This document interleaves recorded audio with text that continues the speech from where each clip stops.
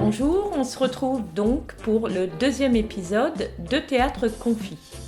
Alors ce deuxième épisode, il va être construit un petit peu comme le premier, c'est-à-dire qu'on va, comme la semaine dernière, faire quelques exercices de respiration, un petit peu de mise en mouvement du corps, et puis on va voir un nouveau texte à partir duquel on aura de nouvelles consignes. On va retourner un petit peu dans le jargon et dans les traditions du théâtre, et pour finir, je vous donnerai un nouveau défi. Alors merci à tous ceux qui m'ont envoyé des vidéos, qui m'ont fait des retours aussi sur ma propre vidéo. Ça m'a fait évidemment très plaisir, et puis j'ai vraiment, je me suis régalée à regarder vos vidéos et puis à vous faire des retours. Donc j'espère que je vais en recevoir d'autres encore cette semaine, et puis que ceux qui ne m'en ont pas envoyé vont m'en envoyer cette semaine. Allez, c'est parti!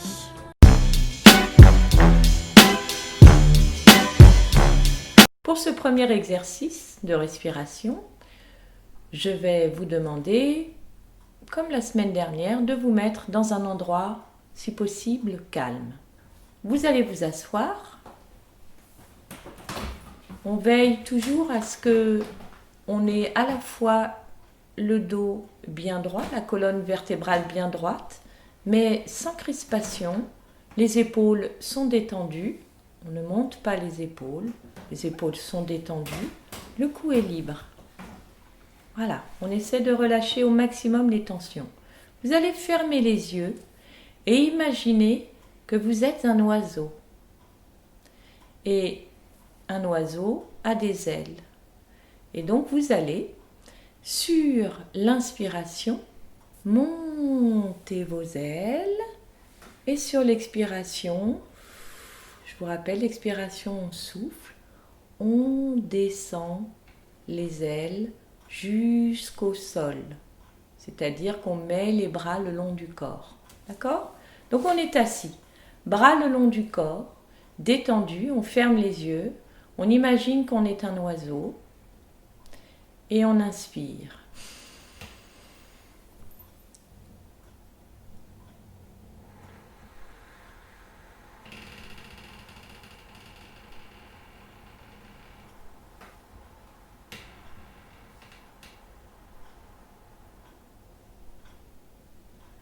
Vous allez faire ça 5 fois, à votre rythme.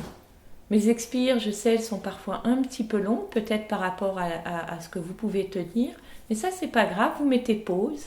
Chacun fait à son rythme, mais quand même cherchez la lenteur. Pensez à l'oiseau. Un oiseau, quand on les regarde voler loin dans le ciel, c'est quelque chose de très calme, très apaisant. Au fur et à mesure de ces 5 fois, vous allez sentir que votre respiration s'élargit. D'accord ? Vous allez vraiment sentir que les quelques tensions que vous avez peut-être encore un petit peu accumulées, je ne sais pas à quel moment vous regardez la vidéo, mais vraisemblablement peut-être plutôt le soir, si vous le faites à l'heure du cours. Et puis si c'est le week-end, on a peut-être accumulé un petit peu de la semaine, donc ça va vous permettre aussi de décharger toutes les tensions accumulées. Donc vous faites ce petit exercice tout simple 5 fois. D'accord ? Yeux fermés, gardez bien les yeux fermés et surtout laissez-vous porter comme ça par le vol de l'oiseau. Donc le deuxième exercice s'appelle la pelote de laine. Tout simplement parce qu'on va faire comme si on avait une pelote de laine dans la bouche et on va tirer le fil de cette pelote et dérouler la pelote sur l'expiration, c'est-à-dire en vidant, sur le souffle. D'accord ? Donc on inspire.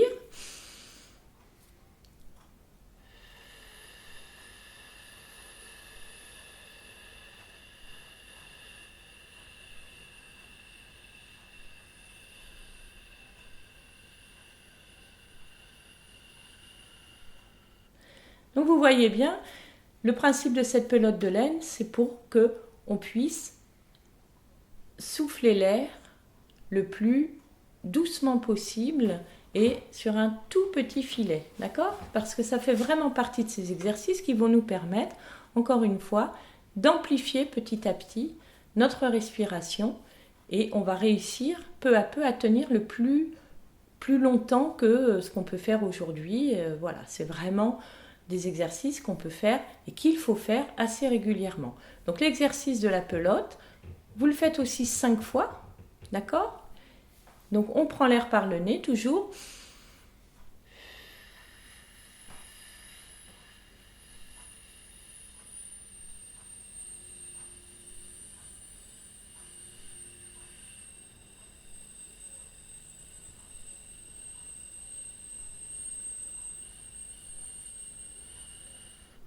Allez le plus loin possible, mais n'allez pas jusqu'à être totalement asphyxié, hein, d'accord? Le but, c'est pas de terminer en étant complètement à bout d'air. Donc vous faites le plus longtemps possible, mais faites-le à votre rythme. Simplement, faites pas un voilà, hein, c'est pas un gros morceau de laine, c'est un tout petit, c'est une laine très très fine qu'on va dérouler petit à petit. Voilà, faites-le 5 fois. Et puis gardez bien cet exercice en tête, comme ça petit à petit on aura un grand répertoire. On en est donc au 4e exercice qu'on apprend. Je vous en apprendrai d'autres et puis au fil des vidéos on reviendra parfois sur des exercices qu'on a fait et on en apprendra des nouveaux, exactement comme on fait en cours d'ailleurs. Voilà, on passe maintenant à la suite. On va mettre donc notre corps en mouvement et on va commencer par les épaules. On va faire comme si on était surpris, déçu. Surpris, déçu. Surpris, déçu. D'accord? Donc on monte les épaules. Alors, j'aurais dû peut-être commencer par vous dire que comme toujours, on a les pieds bien ancrés dans le sol, bien à plat, mais légèrement, les jambes légèrement écartées, sur la même écart que nos épaules. Pardon, j'aurais dû peut-être commencer par ça. Alors on reprend. Surpris, déçu. Surpris, déçu. Et puis, voilà, hein, vous le faites plusieurs fois pour se déverrouiller un petit peu. Surpris, déçu. Ensuite, une fois qu'on a fait ça quelques fois, on va rouler des mécaniques. On est un boxeur, d'accord? On met ses petits poings comme ça devant. Et là, on est un boxeur et on roule des mécaniques. Donc, on peut un petit peu bomber le torse et puis on roule des mécaniques parce que, voilà, on est comme ça. Un petit peu, pensez, c'est un petit peu un training, un petit peu dessin animé. Il faut avoir un petit peu ces images-là, d'accord? Parce que c'est plus ludique que de penser vraiment, voilà, faire du sport, se déverrouiller, il faut le faire en s'amusant. Ok, une fois qu'on a roulé les mécaniques, on va passer au coude. Alors pour les coudes, on met la main à plat, on pose le coude, d'accord? Le bras dans le coude dans sa main, le bras tendu, et on va s'amuser à passer le bras dessous. Hop, dessus, dessous, dessus, dessous, dessus, dessous. Et évidemment, après, on change de main et de bras. Et on refait le même mouvement. D'accord? Le bras passe dessous, le bras passe dessus. Le bras passe dessous. Voilà, ça nous fait travailler toutes nos petites articulations. D'accord? Pareil, vous faites ça plusieurs fois. Éventuellement, vous mettez pause ou vous le faites en même temps que moi. Mais bon, voilà, vous n'hésitez pas. Vous faites à chaque fois le mouvement 5-6 fois. Quand il y a un bras, 5 fois. Et puis là, par exemple, les épaules, vous le faites aussi une dizaine de fois. Il faut quand même, faut être un petit peu fatigué quand on arrête l'exercice. Voilà, une fois qu'on a fait les coudes, on va passer aux poignets. Alors les poignets, on va imaginer que nos mains sont des petits éventails, clac, qu'on souhaite ouvrir. Hop, j'ouvre l'éventail. Hop, j'ouvre l'éventail. Donc on fait ça avec les deux mains. On peut faire avec l'une. Hein, d'accord, l'idée c'est vraiment de partir d'un truc mou et rac, ça s'ouvre. Hop, rac, ça s'ouvre. Et puis, tac, après on peut faire avec les deux. Hop, hop, petits éventails. Puis ensuite, on va passer aux doigts. Et les doigts, on va imaginer qu'on a de la pâte, qu'on malaxe de la pâte. C'est assez agréable. Il y a des gens qui détestent. Et là, de toute façon, on s'en fiche parce que c'est de l'imagination. Il faut malaxer. Par contre, il faut vraiment avoir l'impression, il faut que ce soit difficile. Hein, quand on malaxe de la pâte, pour de vrai, on a mal aux doigts. Donc là, il faut quand même que ça fasse un petit peu mal aux doigts. Alors, il ne faut pas se faire mal pour se faire mal. Je veux dire, c'est que si vous faites que ça, bon, ça ne fait pas du tout travailler les tensions. Donc, il faut vraiment imaginer que cette pâte, elle est difficile. Et puis après, on va jouer un petit peu de piano. Voilà, on joue du piano tranquillement. Alors, on peut partir sur le clavier si on veut. On vérifie toujours que nos épaules sont bien détendues quand on fait des mouvements. Hop, et voilà, je joue un petit peu du piano. Je joue du piano. Et puis ensuite, on va partir sur les bras. On a des ailes, et donc on va monter et descendre. On est un oiseau, et là, un oiseau qui vole au ralenti. D'accord? Imaginez les documentaires animaliers quand ça vole au ralenti. Quand on voit là les vols des rapaces qui déploient leurs ailes. Et pareil, il faut sentir quand même le poids de l'air. D'accord? On sent le poids de l'air sous nos bras. Il faut faire ça un tout petit peu en tension et en force. Pas avec les épaules comme ça, les épaules sont basses, c'est vraiment les bras qui travaillent. Voilà. Et puis ensuite, nos bras deviennent les ailes d'un moulin. Voilà. Donc le moulin, il tourne. Il peut tourner devant nous. Et puis repartir sur le côté. Pareil, on sent le poids de l'air. Hein, il faut que les bras soient tendus. Et voilà. Ok, une fois qu'on a bien fait travailler nos bras, on va passer à la nuque. Alors d'abord, on vérifie que notre nuque, quand même, on laisse le poids de la tête, on vérifie que la nuque est bien libre, bien détendue. Voilà.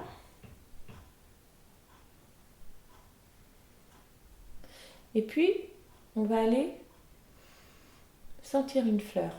Donc on fait un petit mouvement en avant, comme quand on veut sentir une fleur. Puis après, on va jouer quand on est écœuré, un peu dégoûté.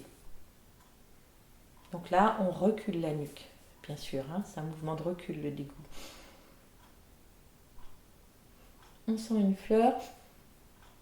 Et peut-être qu'elle sent mauvaise, cette fleur. On est surpris. Donc on va enchaîner les deux mouvements. Je sens.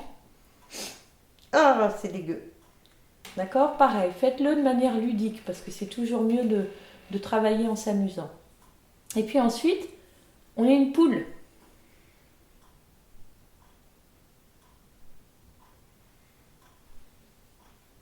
Et puis notre poule, elle est curieuse. Donc, elle veut regarder partout.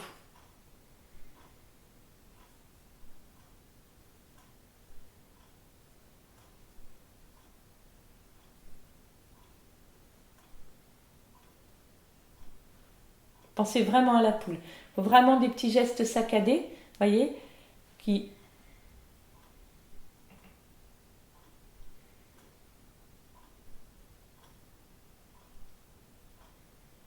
Ok. Maintenant, on va faire travailler un petit peu le bassin.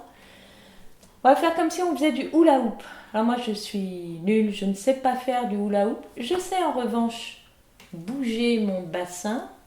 Je sais faire le mouvement, mais je n'ai jamais réussi à faire tourner un cerceau autour de mon bassin. S'il y en a qui savent faire, quand on se retrouvera, je veux bien avoir des démonstrations. Mais là, du coup, voilà, c'est vraiment... On est sur le bassin, donc en gros, si on décortique, c'est côté, devant, côté, derrière, voilà. Et puis, si on met une musique qui chaloupe, ben, ça va faire... On verra peut-être que mon réalisateur mettra une petite musique qui chaloupe sur ce petit exercice. Et ensuite, on va descendre sur les genoux. Et là, on va faire du ski. On va serrer les jambes. On va faire du ski, mais comme dans les années 80, quand on aimait bien skier. Ski serré, vous demanderez à vos parents comment ils skiaient dans les années 80. On skiait, on n'écartait pas du tout les jambes. Et l'idée, c'était d'aller godiller, d'aller faire des trucs comme ça. Donc, évidemment que je pense qu'en vrai, on ne skie pas tout à fait comme ça, mais voilà, c'est pour avoir l'idée et c'est toujours plus rigolo d'imaginer des choses que de faire un mouvement juste pour faire un mouvement. Si on imagine que si on est sur une piste de ski et que là il y a des bosses, c'est quand même beaucoup plus rigolo pour faire travailler les articulations. Ben voilà, sur cette grande descente à ski, de la piste rouge à bosse, on va s'arrêter pour cet exercice. Voilà, on s'est bien mis en mouvement. Puis encore une fois, si ces petites choses, n'hésitez pas à mettre pause, à les faire et puis même à les refaire à d'autres moments. Et puis évidemment, quand on se retrouvera, on les refera ensemble pour les faire en cercle, parce que ça c'est encore plus agréable que les faire tout seul devant son ordi, quoi. Voilà.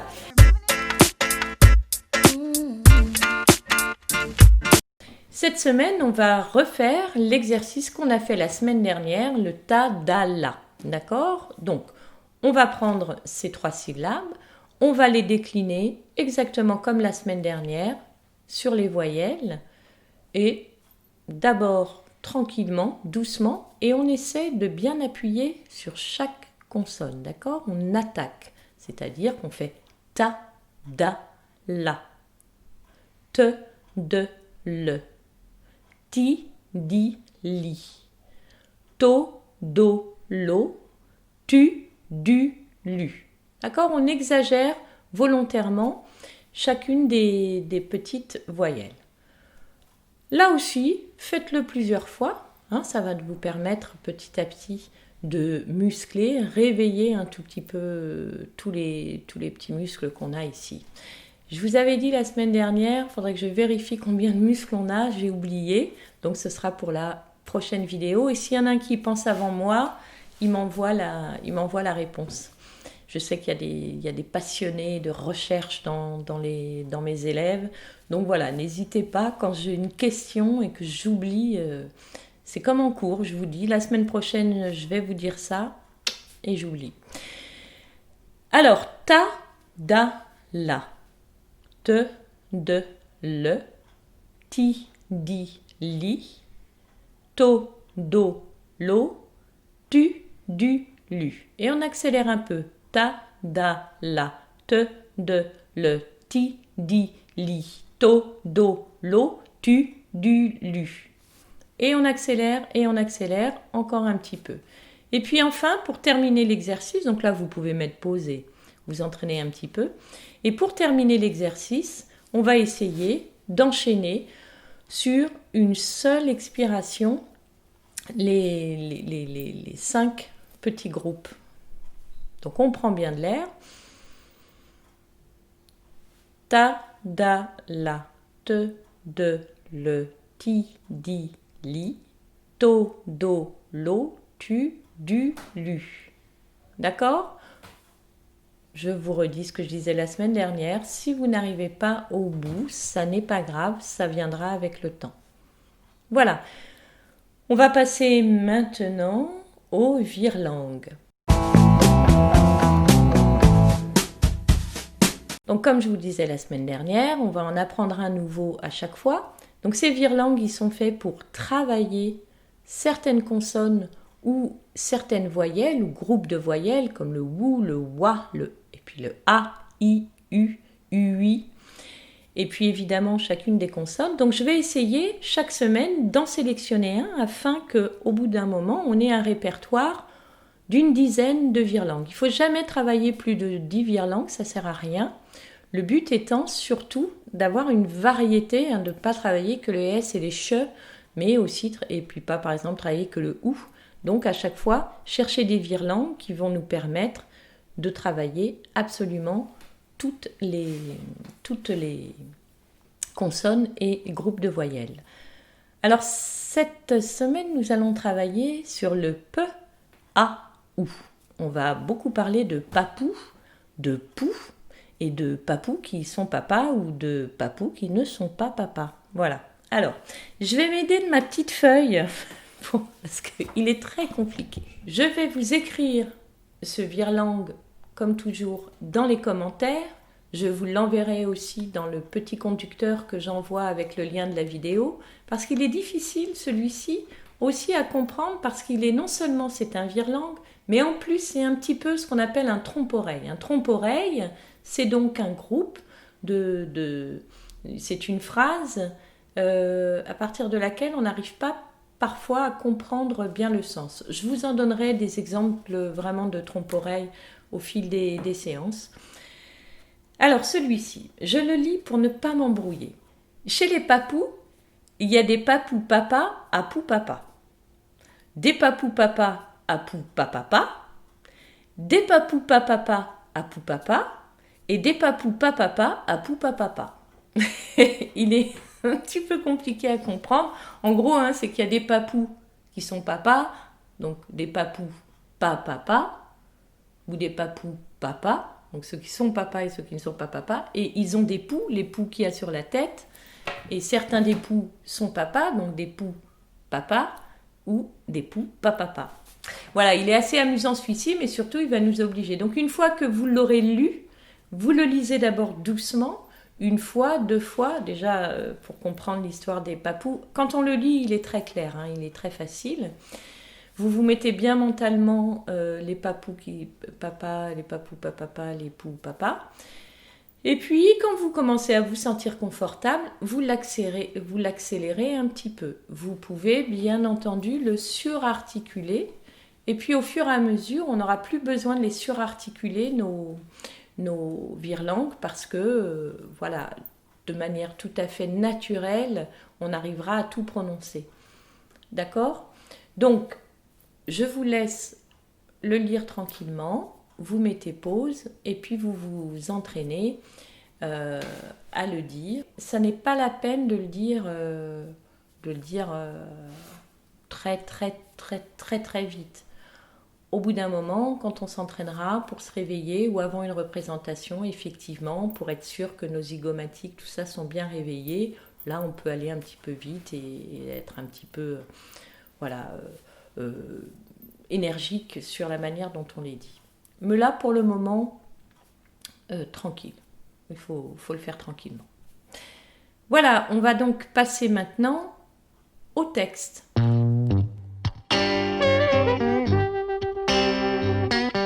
Alors, la semaine dernière, nous avons travaillé sur un texte de Eugène Ionesco et je vous ai demandé de travailler sur la ponctuation. Bravo encore une fois à ceux qui m'ont envoyé des vidéos. J'ai vraiment eu des choses formidables. Donc, je vous ai demandé de bien respecter la ponctuation, de bien respirer à l'endroit des virgules, de bien marquer les points.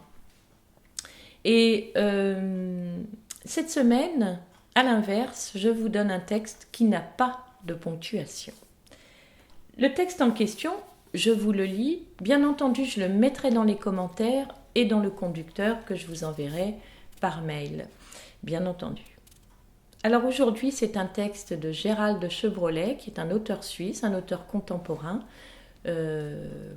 qui a écrit des textes que j'aime beaucoup. Quelquefois, j'ai simplement envie d'être ici, comme maintenant, ici, maintenant, avec vous. Vous regardez, que vous me regardiez, vous dire que je n'ai rien à dire. Je n'ai rien à dire. L'important, c'est d'être là, avec vous, partager, le silence, le moment, un moment. C'est une chance énorme. On est, je ne sais pas, 10, 40, 120 ensemble pour écouter un guignol qui n'a rien à dire et qui veut juste être là, ensemble. Voilà, donc ça c'est une adresse, vous le voyez, publique, c'est une adresse, c'est un petit texte de théâtre qui vraiment travaille sur l'adresse directe au public, donc c'est vraiment quelque chose qui peut se faire juste de manière très simple face caméra. Donc à vous de varier, de déterminer. Si vous respectez, vous verrez que la structure du texte fait qu'il y a des reports à la ligne. Il écrit, il y a des petits groupes, parfois un seul mot, puis il retourne à la ligne. Alors ça, soit vous décidez de respecter, soit vous enjambez, c'est-à-dire vous enchaînez deux phrases. Je vais vous laisser libre de faire votre propre ponctuation sur ce texte qui n'en a pas. D'accord ? Donc, à vous de mettre des pauses, vous savez, de varier les rythmes. Varier les rythmes, c'est simplement, on le fait en travaillant sur le souffle. Voilà, là je mets une respiration, puis après je dis mon texte. Je peux décider de mettre une pause après chacun de mes mots, ou alors au contraire tout enchaîner. D'accord? Voilà. Amusez-vous à varier comme vous le souhaitez sur ce petit texte. Il est assez court, je pense que vous pouvez le faire dans son intégralité, mais je ferai comme la semaine dernière, je mettrai peut-être 2 petits slash rouges pour dire, voilà, les plus jeunes ou ceux qui n'ont pas le temps ou qui veulent pas aller plus loin, vous pouvez faire qu'une petite partie du texte. Il n'est pas très long et puis il est difficile presque d'une certaine manière de s'arrêter en plein milieu, mais je trouverai un endroit, je pense, pour vous le suggérer. Voilà, donc cette fois, c'est vraiment vous qui êtes l'auteur de la ponctuation de votre texte. J'attends avec impatience les prochaines vidéos.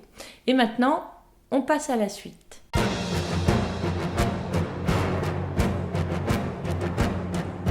Alors la semaine dernière, je vous avais posé une devinette à la fin de ma vidéo et je vous avais demandé qu'est-ce que le brigadier au théâtre. Je ne sais pas si certains ont eu le temps ou la curiosité de chercher, mais voilà, ceux qui ont cherché, eh bien, vous allez vérifier si on a les mêmes sources ou pas. Et puis ceux qui n'auraient pas eu le temps de chercher, je vais vous dire ce que c'est que le brigadier. Alors le brigadier, c'est le bâton avec lequel on tape les 3 coups qui annoncent le début d'une représentation. Ces 3 coups, on les tape sur la scène. Je pense que vous avez à peu près tous déjà vu ça. C'est bien sûr une tradition qui s'est perdue parce qu'évidemment, ces 3 coups, alors il n'y en avait pas que 3, mais c'est ce qu'on va voir ensemble là tout de suite. Il n'y en a pas toujours eu peut-être que 3. En tout cas, ces coups qui annonçaient le début d'une représentation, ils avaient évidemment une fonction. Il y avait une raison pour laquelle on les tapait. Et cette raison, elle n'a plus lieu d'être aujourd'hui. Alors dans certains théâtres, on va quand même garder les 3 coups, parce que ça fait partie justement du folklore, d'une certaine manière, du théâtre, de ses traditions. Mais voilà, aujourd'hui, c'est plus folklorique que réellement utile. D'où viennent ces 3 coups? Leur utilité, il servait, alors le brigadier aussi, peut-être j'ai oublié de vous dire, il est en bois, et souvent il est, enfin même pas souvent, je crois systématiquement, entouré de velours rouge. Alors soit sur la totalité, soit simplement sur le haut du bâton, la base étant évidemment en bois pour pouvoir bien faire du bruit quand ça tape sur le plancher de scène. Alors on tapait ces 3 coups pour annoncer le début d'une représentation à l'époque où on n'avait pas d'autre moyen de l'annoncer. Aujourd'hui, les techniciens dans un théâtre sont équipés de ce qu'on appelle des intercoms, ce sont des petits casques avec des micros et ils peuvent communiquer avec toutes les personnes qui sont dans le théâtre. Ceux qui sont à la billetterie qui font rentrer le public, ceux qui sont en coulisses et qui s'occupent de vérifier que les acteurs sont bien prêts à rentrer en scène, ceux qui sont aux portes de la salle et qui vérifient que les dernières personnes du public sont bien installées, etc., etc. Mais avant l'invention de toute cette électronique, on appelle ça électronique, enfin de tout ce système électrique, il fallait prévenir tout le monde. Et pour prévenir tout le monde, on tapait donc des coups. Alors pourquoi 3 ? On a plusieurs hypothèses. Certainement, on en tapait 3. Ça remonte certainement au Moyen-Âge. C'est une tradition qui est typiquement française, hein, le coup de taper les 3 coups. Il paraît en tout cas. On pense qu'on tapait les 3 coups à l'époque du Moyen-Âge pour appeler la Sainte Trinité. Parce que les acteurs, comme je vous le disais déjà un petit peu la dernière fois, ils n'étaient pas très très bien vus, et notamment par l'Église, puisqu'ils étaient excommuniés. Donc d'une certaine manière, pour qu'on ne les persécute pas trop, ils appelaient cette Sainte Trinité un peu pour montrer patte blanche, pour dire, pour une certaine manière, pour dire on n'est pas tant des mécréants que ça. Ces 3 coups, ils sont souvent précédés par plusieurs coups. Hein, donc ça fait...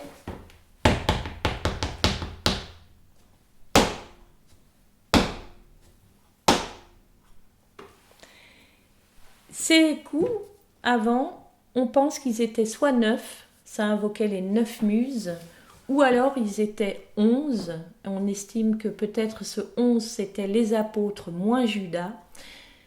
Mais ils étaient aussi souvent 12, parce que 12 c'est l'unité parfaite au théâtre, avec l'alexandrin notamment, vous voyez, et c'est les règles, dans les règles d'unité, il y a notamment les règles avec l'alexandrin. Alors on n'a pas encore dit pourquoi il s'appelle le brigadier, ce bâton. On a expliqué sa fonction. Alors il s'appelle le brigadier parce que il se trouve que les régisseurs, les techniciens, les machinistes des théâtres travaillaient en brigade. Exactement, c'est le même terme qu'on utilise d'ailleurs en cuisine. Ils travaillaient en brigade.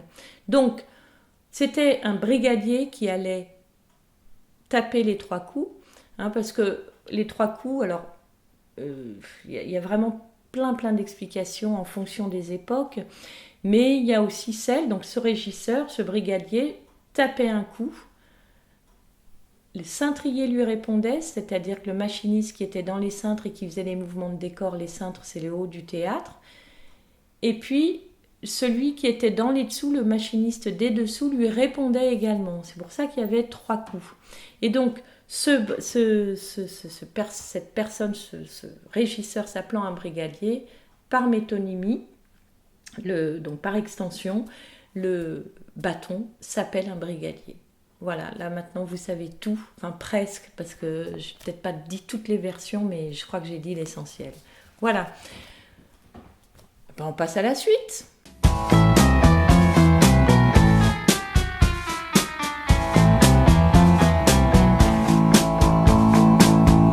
Alors le défi de la semaine.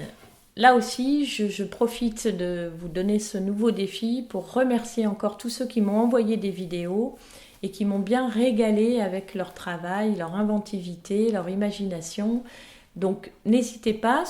Alors d'ailleurs aussi, s'il y en a qui n'ont pas envoyé les vidéos la première semaine, que vous souhaitez quand même faire le défi et aussi faire le nouveau, n'hésitez pas, c'est pas un problème. Moi, ça ne me dérange pas de recevoir les exercices à retardement, c'est pas du tout un problème. D'accord ? Donc faites comme vous voulez. Alors le défi d'aujourd'hui, je vais vous donner 4 actions. Et ces 4 actions, vous allez devoir inventer une histoire, une situation qui vous oblige à faire ces 4 actions. Ces 4 actions, je vais vous demander vraiment de les faire dans l'ordre que je vous donne. D'accord ? Respectez bien l'ordre, ne changez pas l'ordre. En revanche, vous avez une liberté totale dans le parcours et dans la manière dont vous allez exécuter ces actions. Ces actions sont donc les suivantes. La première, regardez le plafond. En 2, s'agenouiller. En 3, se toucher le front. En 4, s'asseoir.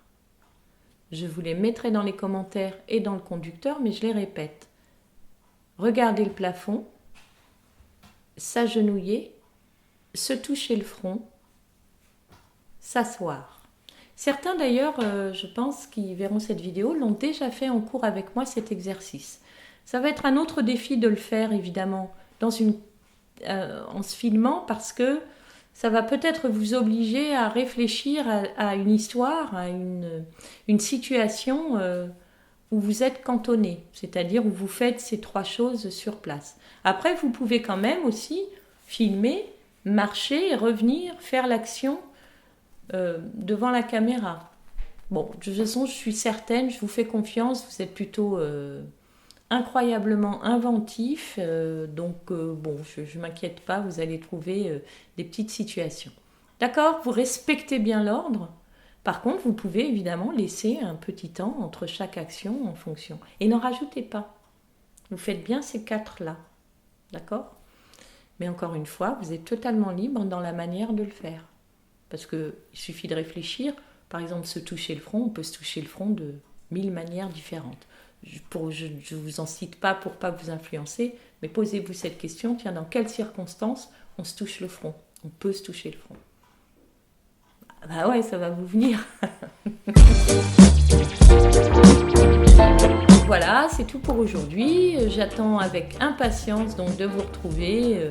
D'abord via vos petites vidéos et puis de vous retrouver en vrai, même si bon, les nouvelles qu'on a, elles ne sont pas très très encourageantes sur le fait qu'on ait des chances de se retrouver en décembre, mais il faut continuer à y croire. Et puis de toute façon, moi je vais continuer chaque semaine avec ces vidéos.